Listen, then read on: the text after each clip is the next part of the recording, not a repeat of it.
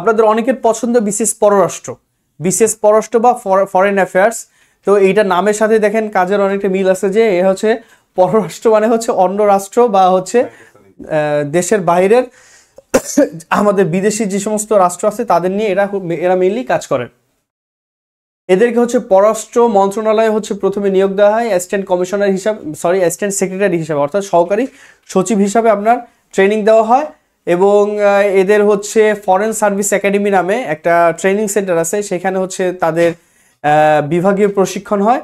এবং হচ্ছে Bangladesh public administration training centre যেটা বিপিএডিসি, সেখানে তাদের বিভাগীয় প্রশিক্ষণ হয়, সব ক্যাডারের সাথে তাদেরকে হয়।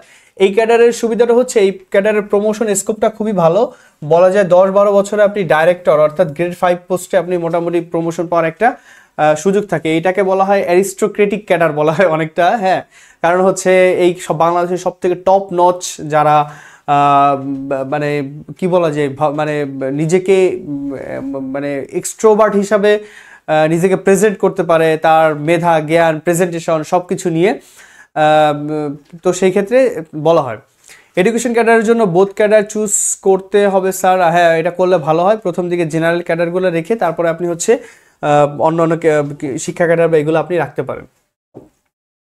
এন্ট্রি লেভেল অর্থাৎ অ্যাসিস্ট্যান্ট সেক্রেটারি হিসাবে প্রথম 2-3 বছর কাজের চাপ একটু বেশি, এটা অর্থাৎ প্রথম দিকে একটু কাজের চাপটা বেশি থাকে। অনেক সময় দেখা যায় টাইপেরও কাজ করা লাগতে পারে, শনিবার অফিস করা লাগতে পারে, অথবা হচ্ছে বিদেশি যখন বন্ধু রাষ্ট্র থেকে কোনো মানে ব্যক্তি সফরে আসে তখন তাকে প্রোটোকল দেওয়া লাগতে পারে, ঠিক আছে। অর্থাৎ প্রথম দিকে একটু এই চাপগুলো থাকে। পার্লামেন্ট অধিবেশনে অ্যাসিস্ট্যান্ট সেক্রেটারিদের বিভিন্ন ডিউটি পালন করা লাগতে পারে। এইগুলা বলা যায় যে একটু কি বলা যায় যে মানে এই ক্যাডারের কিছু প্রথম দিকের একটু চাপ থাকে।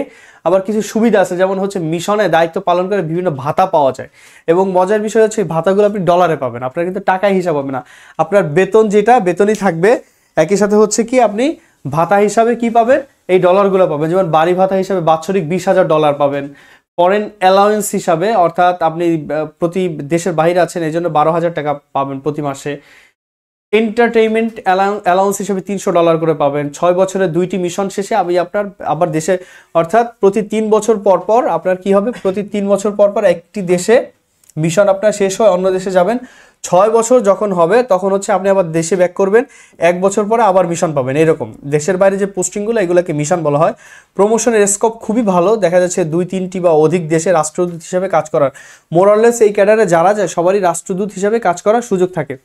আচ্ছা, নূর মোহাম্মদ বলছেন যে পোস্টাল ক্যাডারের সুযোগ সুবিধা কেমন। আমরা এই পোস্টাল ক্যাডার বা অন্যান্য ক্যাডার নিয়ে আরেকদিন আলোচনা করব। আজকে মূলত হচ্ছে আমরা পররাষ্ট্র প্রশাসন এবং পুলিশ ক্যাডার নিয়ে আমরা আলোচনা করছি। এরপরে হচ্ছে ডিজি বা তদূর্ধ্ব পদ, এটা একটা গ্রেড 3 পদ, হ্যাঁ। ডিজি বা তদূর্ধ্ব পদগুলো থেকে মিশন প্রধান হিসাবে দায়িত্ব দেওয়া হয়।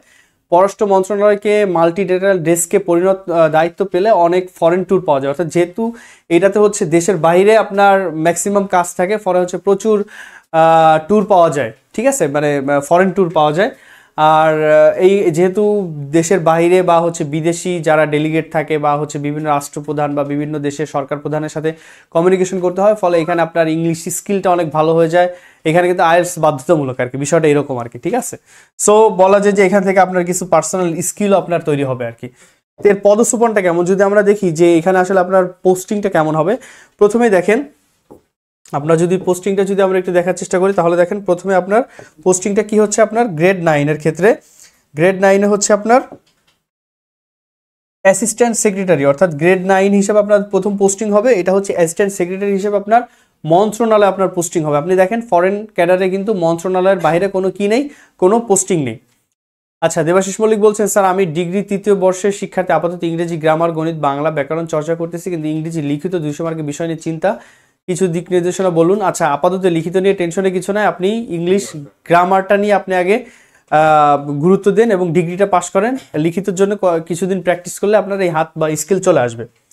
তাহলে দেখেন আপনার ফরেন অ্যাফেয়ার্স ক্যাডারে আপনার পোস্টিং হবে অ্যাসিস্ট্যান্ট সেক্রেটারি, এটা হবে মিনিস্ট্রিতে দেখা যাচ্ছে থাকার পরে আপনার যদি মিশনে কখনো পোস্টিং হয় তখন এটার নাম হবে 3rd সেক্রেটারি। এটা কিন্তু গ্রেড 9 এর পোস্ট। একইভাবে গ্রেড 6 যখন যাবেন তখন তার নাম হবে সিনিয়র অ্যাসিস্ট্যান্ট সেক্রেটারি বা সিনিয়র সহকারী সচিব, যেটা আপনার মিশনে বা হচ্ছে দেশের বাইরে যখন বিভিন্ন হাই কমিশন বা আমাদের এম্বাসিগুলোতে পোস্টিং হবে তখন সেটা হবে হচ্ছে 2nd সেক্রেটারি। এরপর হচ্ছে ডাইরেক্টর গ্রেড 5 এর একটা পোস্ট, অ্যাডিশনাল ডিজি এটা গ্রেড 3 এর একটা পোস্ট, এটাকে বলা হয় আপনার মিশনে মিনিস্টার, আর এটাকে বলা হয় কাউন্সিলর। আর হচ্ছে গ্রেড 2 হচ্ছে অ্যাডিশনাল সেক্রেটারি, গ্রেড 2 হচ্ছে একটা অ্যাডিশনাল সেক্রেটারি পোস্ট, এটা হচ্ছে আপনার মিশনে পোস্ট হচ্ছে ডেপুটি হাই কমিশনার।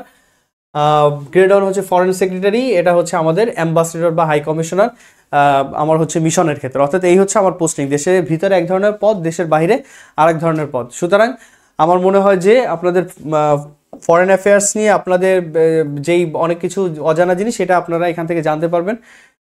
এটা হচ্ছে আপনাদেরকে বলছি যে এখানে কিছু অসুবিধা আছে, সেটা হচ্ছে কি প্রথম দিকে ওই যে অনেক দাপ্তরিক কাজ করা লাগে, তারপরে গাড়ি সুবিধা মিনিস্ট্রিতে থাকাকালীন পাওয়া যায় না, দেখা যাচ্ছে যে কমন একটা গাড়িতে করে সবাইকে নিয়ে যাওয়া আসা করে। তারপর আরেকটা হচ্ছে যে বিভিন্ন দেশে আপনার এক পোস্টিং হয়, কোনো একটা জায়গায় থাকে না, ফলে ফ্যামিলি নিয়ে সেটেল হওয়া একটু এখানে কঠিন হয়ে যায়। ঠিক আছে, আমরা এখন চলে আসি